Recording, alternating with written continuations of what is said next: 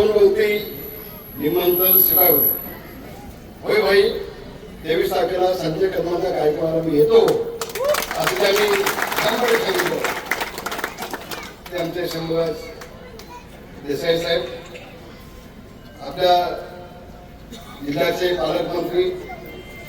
विशेषतः एक गोष्ट आहे, योगी दादा किती पैसे आणतात त्यांच्याकडून मला माहिती नाही. निधी निधी विकास कामासाठी पैसे का देत नसतील, पण निधी योगी दादा किती आणतो मला माहिती नाही. पण रामदास कदम जेवढी यादी देतो ती सगळी यादी मंजूर करणारे आणि फोनवरती निमंत्रण सुद्धा नेणारे माझे पालकमंत्री उदय सामंत. होय होय, एक म्हण आहे, माशाच्या पिल्लाला पोहायला शिकायला लागत नाही. आणि आज आपण पाहत आहे दुसऱ्या प्रेममध्ये ज्याने रामदास कदमच्या पाठीवरती विश्वास ठेवून बाप से भी बेटा सवाल हो सकता है, बड़ा हो सकता है हे दाखवून दिलं ते आपले योगीदादा कदम.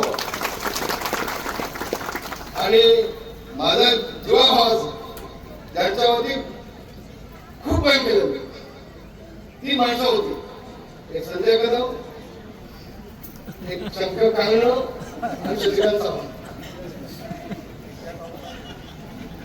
उदयजी, मी या 3 लोकांवरती अंधविश्वास झाला होता. मी जेवढा विरोधी गोष्ट होतो तर रामदासांनी विकास मागायची तर नाही म्हणायची पण किंमत नव्हती. यांनी यादी द्यायची आणि मी मंजूर करून द्यायची. भूमिपूजन पण तेच करणार, उद्घाटन पण तेच, मंत्री पण तेच, विरोधी पक्षनेते पण तेच.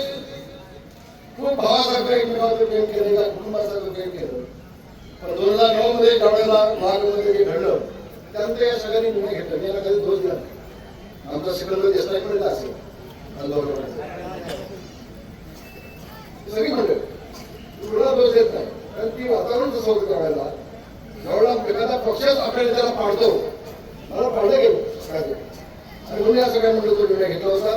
काही का असे ना तर त्या निर्णयामुळे संजय कदम यांना महाराष्ट्राची विधानसभा बघायला मिळाली. आणि आता नागपुरी मतदारसंघ सोडून कुठं प्रयत्न इकडे तिकडे झाला तर कदाचित ते पण होऊ शकतात.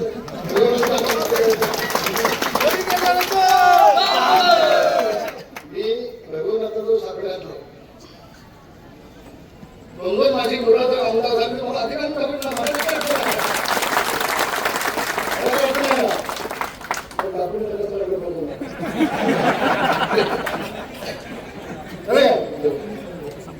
खूप आनंद आहे मला. विशेषतः मंदिर खूप मला खूप आनंद आहे. तुमची देवस्थान समिती संजयजी तुमची खूप शाबासकी, तुम्हाला खूप तुमचं अभिनंदन. खूप तुमची वाट बघतो. अतिशय छान सुंदर देखणं असं मंदिर तालुक्यातलं पुन्हा एकदा आपल्याला पाहायला मिळालं. तुमची प्रचंड मिळते मागच्या सगळ्यांची. तुम्हाला खूप मी धन्यवाद देतो. तुमचे मनापासून सगळ्यांचे आभार मानतो. विशेषतः ज्यांनी एक काम केलं त्याचा सत्कार केला तो मुलगा चिपळूणचा होता अनिकेत, त्याला देखील मी धन्यवाद देतो. आणि ह्या आमच्या कोकणामध्ये आमच्याकडे पैसा मिळाला आता म्हणजे जेव्हा आम्ही असे मंदिर सगळे बघून देतो. आता रामदासांना कधी तुमच्या हातात तरी तुम्हाला वेगळा आहे.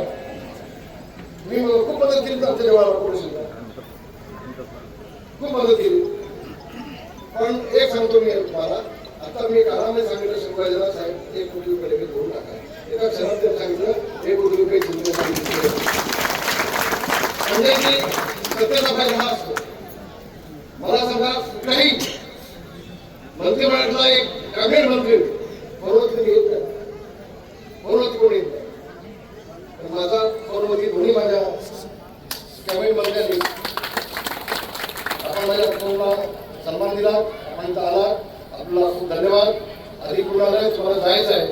पण एक मी आज केदारनाथ भगवंताला सगळ्यांना आहे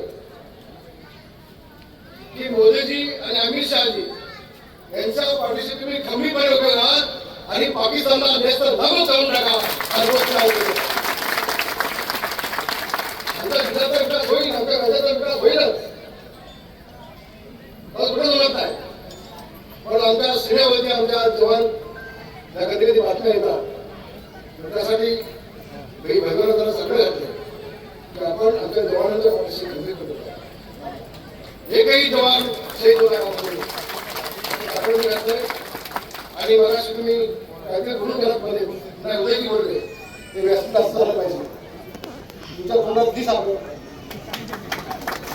चांगलं म्हणत समाजाला लोक मी सगळं कापे होत आहे आणि मला कळलं असेल काय समजत होते.